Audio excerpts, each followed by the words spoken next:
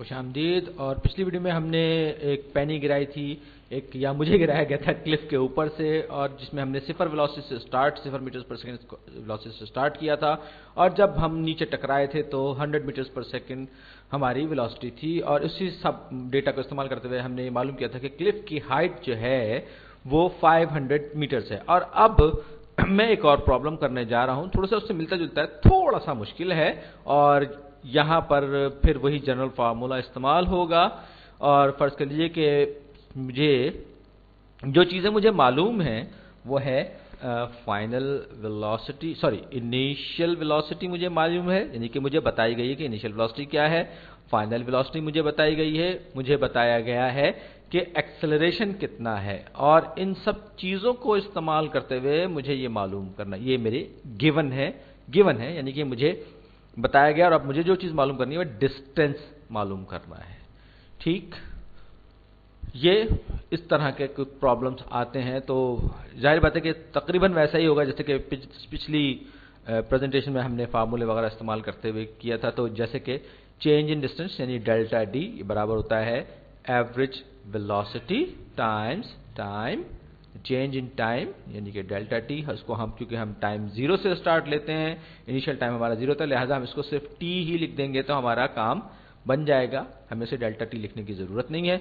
तो average velocity जो है वो क्या होती है, final velocity plus initial velocity divided by 2, दोनों का एवरेज होती है फाइनल। तो इसको मैं ब्रैकेट में कर देता हूं और साथ में इसको मैं मल्टीप्लाई कर दिया, ये दोनों टर्म्स सेम है, एवरेज वेलोसिटी जो है वो ये, और जिसको मैंने डिफाइंड मोड में लिख दिया, इसको इसकी डेफिनेशन या इसके हिसाब से जो इसके इक्वल है उसको मैंने लिख दिया। तो अब एक्सेलरेशन वेलोसिटी की बुनियाद पर अगर हम एक्सेलरेशन को इस्तेमाल करते हुए फाइनल वेलोसिटी मालूम करना चाहें तो वो क्या होती है, वो भी आपको मालूम होगा कि फार्मूला क्या है उसका।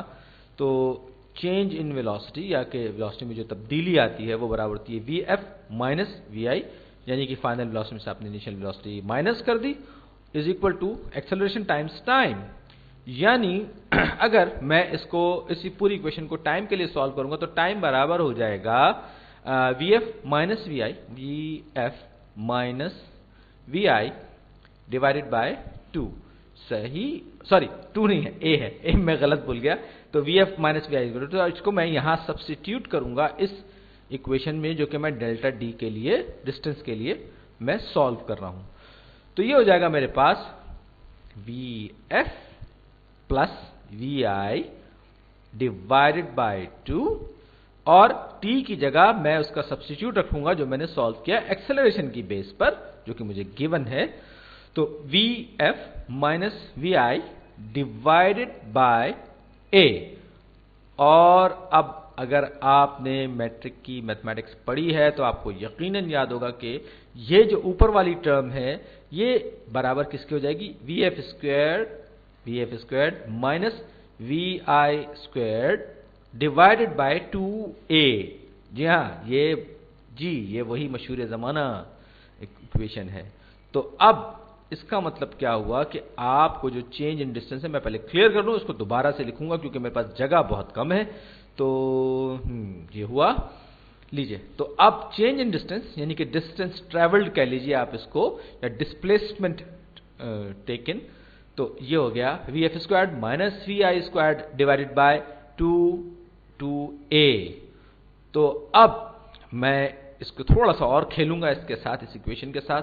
तो चलिए मैं इसको मजीद सिंप्लीफाई कर लेता हूं। तो ये हो जाएगा मेरे पास, दोनों साइड को मैं 2A से अगर मैं मल्टीप्लाई कर दूंगा तो ये मेरे पास हो जाएगा, अच्छा डेल्टा डी को भी मैं डी कर सकता हूं, अगर हम डिस्टेंस इक्वल्स टू 0 ले रहे हैं, हम 0 डिस्टेंस से स्टार्ट कर रहे हैं, तो मैं इसको 2AD यानी कि सिंपल डिस्टेंस लिख दूंगा, और ये बराबर हो जाएगा Vf squared minus Vi squared.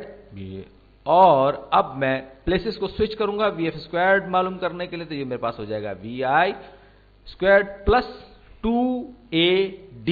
बाज जगहों पर आप इसको थोड़ा सा मुख्तलिफ वर्जन भी देखेंगे, यहां पर D की जगह खासतौर पर S लिखा होता है डिस्टेंस ट्रेवल्ड के लिए, और वी आई स्क्वायर के लिए भी कुछ अलग नोटेशन इस्तेमाल होते हैं, लेकिन बेसिक थीम वही है। और मैं ये चाहता हूं कि आप किसी भी फार्मूला को अगर याद भी करते हैं तो उसकी लॉजिक के साथ याद कीजिए। अव्वल तो मैं रटने के बहुत सख्त खिलाफ हूं, लेकिन अगर कभी रटना पड़ जाए या याद रखना पड़ जाए तो आपको कम से कम फार्मूले की लॉजिक पता होना चाहिए कि इसको ड्राइव कैसे किया गया है और इसको अप्लाई कैसे करना है। अब जैसे कि मैंने कहा कि आपको जहन में ये फार्मूला अच्छी तरह से बैठ जाएगा कि इसको आपने ड्राइव किया था। तो अब मैं क्लिफ वाले सवाल पर एक बार फिर वापस आता हूं। अब की बार मैंने क्या किया, मैंने ये किया, क्लिफ की हाइट वही है, वही 500 मीटर्स हाइट है उस क्लिफ की।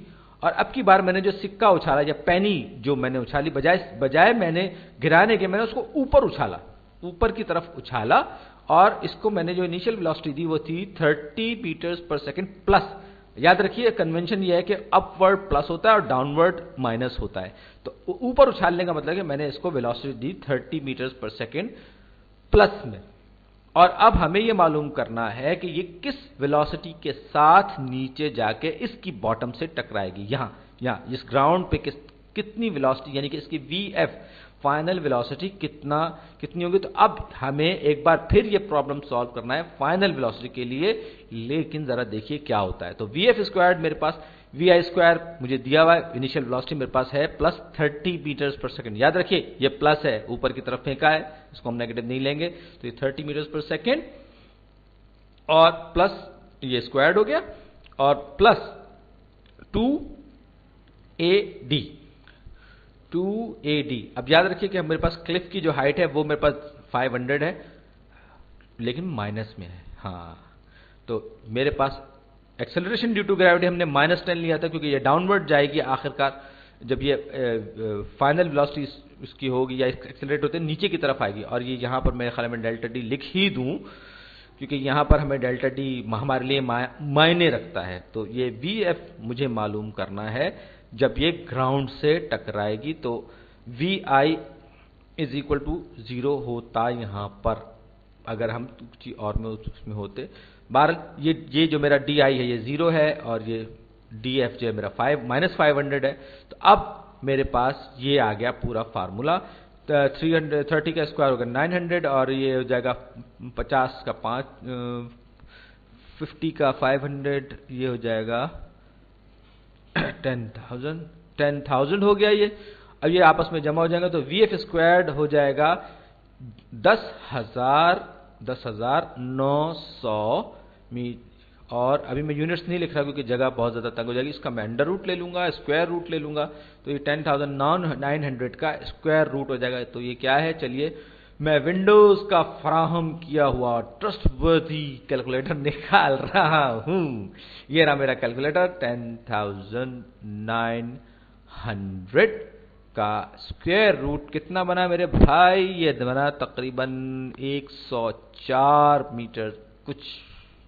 चलिए, यानी कि वीएफ मेरे पास, यानी कि फाइनल वेलोसिटी जिससे कि ये सिक्का ग्राउंड को से टच कर रहा होगा, वो अप्रॉक्सीमेटली ये आड़े तिरछे जो है ना ये इक्वल साइन, इसका मतलब है अप्रॉक्सीमेटली 104 मीटर्स पर सेकंड। और ये दिलचस्पी की बात आप देखिए कि पिछले एग्जांपल में जब हमने सीधे सीधे नीचे गिराया था तो उस वक्त हम 100 मीटर्स पर सेकंड की वेलोसिटी से नीचे टकराए थे, लेकिन यहां पर अगर आप गौर करेंगे तो ये जो वेलोसिटी आपके पास आई है 104 मीटर्स पर सेकंड आई है, यानी कि आप पिछले एग्जांपल से ज्यादा तेजी के साथ टकरा रहे हैं। उम्मीद है कि यह फर्क आपने महसूस कर लिया होगा। उसकी वजह क्या है, क्योंकि पहले आपने ऊपर उछाला, उसने कुछ फासला तय किया, तकरीबन थोड़ा बहुत फासला 30 मीटर पर सेकंड की वेलोसिटी से वो ऊपर गई, कुछ फासला तय किया, उसके बाद फिर वो एक्सेलरेशन ड्यू टू ग्रेविटी की वजह से वो नीचे की तरफ पलटी, आई और उसने उस दौरान ज्यादा फासला तय किया, यानी कि ज्यादा एक्सेलरेशन उसने हासिल किया। तो ये बातें उम्मीद है कि आपके समझ में आ रही होंगी। अगली वीडियो में हम कुछ और इसी तरह के प्रॉब्लम्स करते रहेंगे